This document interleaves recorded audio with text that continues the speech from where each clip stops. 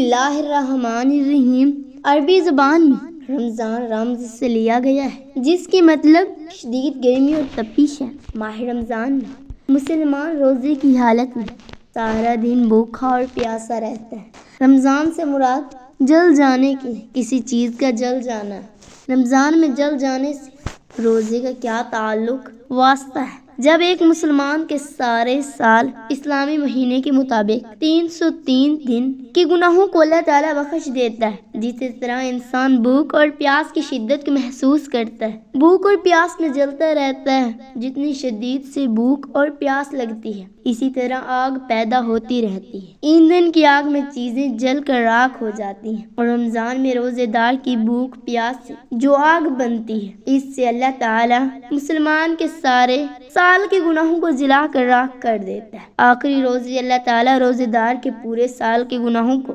اسی طرح جلا دیتا ہے، روزے دار کو پاک اور صاف کر دیتا ہے جیسے کہ اس انسان نے ابھی جنم لیا ہو۔ حج کا مہینہ آتا ہے تو انسان کے اعمال ویسے ہی رہتے ہیں جیسے پہلے ہوتے ہیں۔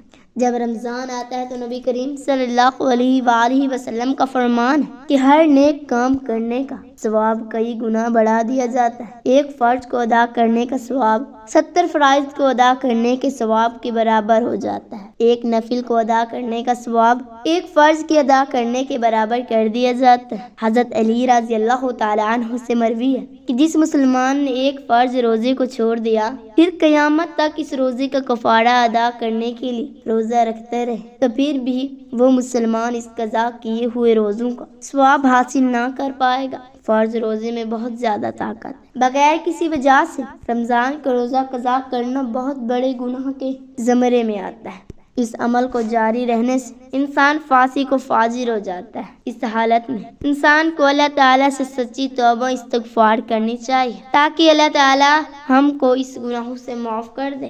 رسول اکرم صلی اللہ علیہ وآلہ وسلم نے فرمایا کہ میری ملاقات ایسے لوگوں سے کرا دی جائے جن کی ایڑیوں کے بل الٹا باندھا ہوا تھا، ان کی بانچیں چیر کر ریزہ ریزہ کر دی تھی۔ رسول اکرم صلی اللہ علیہ وآلہ وسلم نے فرمایا کہ میں نے پوچھا یہ کون لوگ ہیں؟ مجھے بتایا گیا کہ یہ وہ لوگ ہیں جو افطاری سے پہلے روزہ افطار کر لیا کرتے تھے۔ پیارے بھائیوں پیاری بہنوں، یہ سزا اس بندے کی ہے جس نے روزہ تو رکھا تھا لیکن افطاری سے پہلے ہی کھولا۔ یہ سزا اس کی بتائی گئی جس نے افطاری جلدی کی تھی۔ ذرا سوچے جس نے روزہ رکھا ہی نہ ہو تو اللہ تعالیٰ نے اس بندے کی کیا سزا رکھی ہوگی۔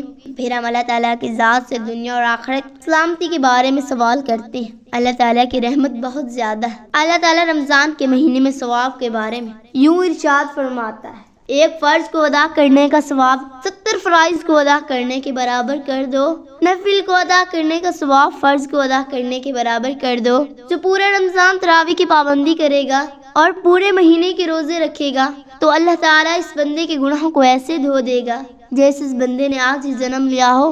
اللہ تعالیٰ کے ارشاد پاک ہے کہ جس نے روزہ اور نماز میری رضا کو حاصل کرنے کے لیے پڑھی تو میں اس کے سارے سال کے گناہوں کو معاف کر دوں گا۔ رات کے قیام کسی امت پر عطا نہیں ہوا۔ رمضان کے مہینے میں اللہ تعالیٰ نے آسمانی کتابوں کو نازل کیا۔ پہلے روزے کو اللہ تعالیٰ حضرت ابراہیم علیہ السلام پر، رمضان کو حضرت موسیٰ علیہ السلام پر تورات نازل فرمائی، 8 یا 6 رمضان پر حضرت داؤد علیہ السلام، 12 یا 18 رمضان مبارک کو حضرت عیسیٰ علیہ السلام پر انجیل کو فرمایا۔ باقی کتابوں کو مکمل ایک ہی دفعہ نازل فرمائے گی۔ رمضان میں لیلۃ القدر میں اللہ تعالیٰ نے غار حرا میں قرآن پاک کو نازل فرمایا۔ اللہ تعالیٰ نے قرآن پاک کو ایک بار میں ہی نازل فرمایا تھا۔ قرآن پاک کو اللہ تعالیٰ نے 23 سال کی مدت میں مکمل کیا۔ کتنے نبی دنیا میں آئے، سب کے پاس حضرت جبرائیل علیہ السلام ایک بار ہی نازل ہوئے تھے، اس سے زیادہ بار کسی جگہ ذکر نہیں آیا۔ لیکن حضرت محمد صلی اللہ علیہ وآلہ وسلم کے پاس حضرت جبرائیل علیہ السلام 23 سال کی مدت میں 24,000 بار تشریف فرمائے۔ جو شخص رمضان المبارک میں صبح کو روزے کی حالت میں اور رات کو تراویح ادا کرتا ہے اس کو بہت زیادہ ثواب ملتا ہے۔ نبی صلی اللہ علیہ وآلہ وسلم کو فرمان ہے کہ تراویح کے ہر سجدے کے بدلے میں اللہ تعالیٰ 1500 نیکیاں عطا کرتا ہے۔ اس لیے ہم کو چاہے روزے کے مہینے میں دنیاوی کاموں کو کم وقت دیں، زیادہ سے زیادہ وقت اللہ تعالیٰ کی یاد میں مصروفیت میں گزاریں، کیونکہ عام دنوں کی نسبت رمضان میں اللہ تعالیٰ ثواب کو کئی گنا بڑھا دیتا ہے۔ اپنے ملازمین کو بھی روزے کی تلقین کیا کریں۔ ملازموں سے رمضان میں بالکل کام لیا کریں تاکہ وہ عام معمول کے مطابق کاموں میں مشغول رہنے کے بجائے زیادہ سے زیادہ وقت اللہ تعالیٰ کی یاد میں گزار سکیں۔ روزے دار کے جسم سے روزہ فالتو چیزوں کو ختم کر کے شیطان کے خلاف لڑنے کی طاقت دیتا ہے۔ رمضان میں اللہ تعالیٰ روزے دار پر روزے کی حالت میں حلال چیزوں کو کھانے سے بھی منع فرما دیتا ہے۔ رمضان کے مہینے میں روزے دار روزے رکھ کر برے کاموں سے منع ہو جاتا ہے۔ وہ غیر عورت کو حرام کی نگاہ سے نہیں دیکھتا، وہ تمام برے کاموں سے دور ہو جاتا ہے۔ روزے دار کام نہیں کرتا جس کو اللہ تعالیٰ نے منع فرمایا ہے۔ وہ غالی، غیبت، جھوٹ جیسی برائیوں سے بچ جاتا ہے۔ جب وہ روزے کی حالت میں کھانا پینا چھوڑ دیتا ہے، اس کو پتہ ہے کہ ایسا کرنے سے روزہ ٹوٹ جاتا ہے، تو وہ کسی کی غیبت کیوں کرے گا، کسی کو غلط نظر سے کیوں دیکھے گا، روزے دار بند کمرے میں پڑی ہوئی چیز کو بھی نہیں کھائے گا۔ اس کو یقین ہے اس کو کھانے سے میرا روزہ ٹوٹ جائے گا، اس کو اس بات پر یقین ہے کہ اللہ تعالیٰ مجھے یہاں بھی دیکھ رہا ہے۔ روزے دار کبھی بھی بند کمرے میں پانی نہیں پیے گا، نہاتے ہوئے بھی پانی اپنے منہ میں پانی کا قطرہ نہیں جانے دے گا، کیونکہ اس کو یقین ہے کہ اللہ تعالیٰ مجھے ہر جگہ دیکھ رہا ہے۔ لوگ کہتے ہیں کہ رمضان میں جھوٹ نہیں بولنا چاہیے، رمضان میں کم نہیں تولنا چاہیے، رمضان میں کیوں نمازیوں کی تعداد میں اضافہ ہو جاتا ہے؟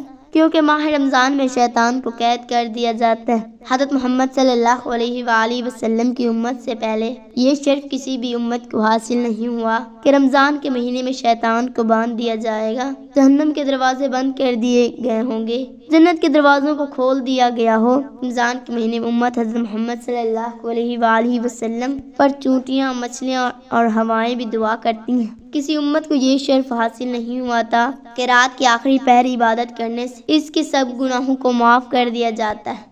حضرت محمد صلی اللہ علیہ وآلہ وسلم کی امت کے سوا یہ شرف کسی امت کو حاصل نہیں ہوا کہ رمضان میں وصال کرنے والے کا انتظار جنت کی حوریں جنت کے دروازے پر کھڑے ہو کر رہی ہیں۔